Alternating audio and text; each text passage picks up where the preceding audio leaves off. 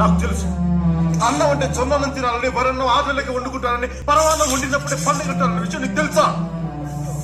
నాకు తెలుసు ఆడుకోవాల్సిన పశు వయసులో సరైన వైద్యం అందుక బిడ్డలు చనిపోతారన్న విషయం నీకు తెలుసా?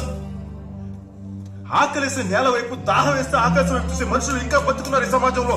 నువ్వు బతుకుని ఈ సమాజం ఉన్నారని ఇంకా తెలుసా నీకు? తండ్రి చనిపోయిన 6 గంటలకి, తల్లి చనిపోతే ఆ బాధ ఎలా ఉంటుందో ఎప్పుడైనా అనుభవించావా? నేను అనుభవించాను. కంటికి కనిపించిన ఏదో ఒక శక్తి మరి టన్నుల పర్వతం భూమిలో తొక్కుతున్నట్టు నీకు ఎప్పుడైనా అనిపించిందా? వయసులో ఉండగానే బాధతో భుజాలు కుంగిపోవటం ఎప్పుడైనా అనిపించావా? నువ్వు ఎప్పుడైనా అనుభవించావా? మనకి సమాజంలో బతకడానికి మన దగ్గర ఉన్న పేరు, మన దగ్గర ఉన్న అధికారం, మన శక్తి ఏది సరిపోదు. ఈ జనం మధ్య బతకలే దూరంగా పారిపోవాలి నీకు ఎప్పుడైనా అనిపించిందా? అడవి నీకు ఎప్పుడైనా అమ్మలా కనిపించిందా? తుపాకి పట్టుకుని ధైర్యంగా ఉంటుంది నీకు ఎప్పుడైనా అనిపించిందా? నాకు అనిపించింది. తుపాకి పట్టాను, అడవిలోకి వెళ్ళాను.